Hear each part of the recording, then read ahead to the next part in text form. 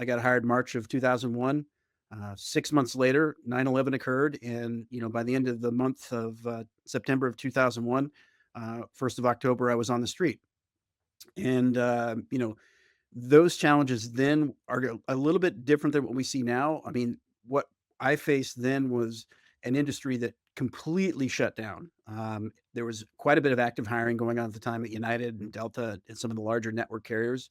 But come October 1, they were actively furloughing several thousand pilots, along with Spirit. And, the industry that I found myself looking for another pilot job in, there was really no active hiring.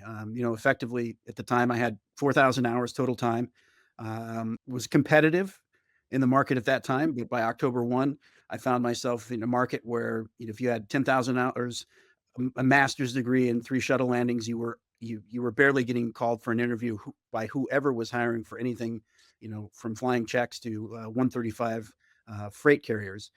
So it was a really challenging market, that really had a lot of uncertainty of what the future would look like. We're going to be more actively engaged in supporting on a continually ongoing basis as people are out to provide people who have experienced a similar situation and what they did, and provide a resource of connection back to the active airline community, to help these people navigate this process while they're out, and hopefully, like I said before, to really try to shorten that time period they're on the street. And we want to get them back in the cockpit. We want them to get them back flying, back at their home carrier if possible. The big challenge we see in this furlough environment that we didn't see in 2001 is that, there are job opportunities. They're in different particular areas of the aviation segment.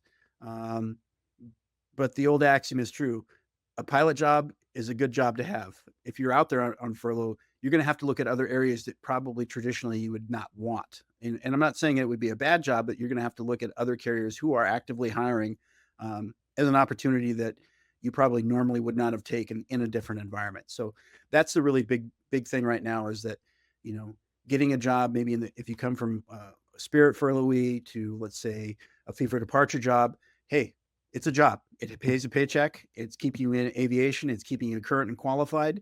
Um, I would highly encourage you to take a look at a lot of these other areas. We always need to keep an eye on that and have um, a thought of, like, if we do have to furlough at a particular property, that we've negotiated provisions in our contract that allow us to soften the blow of a furlough, and then also continue to look for out of the box thinking of, like, how do we reduce the amount of time that a pilot is unemployed.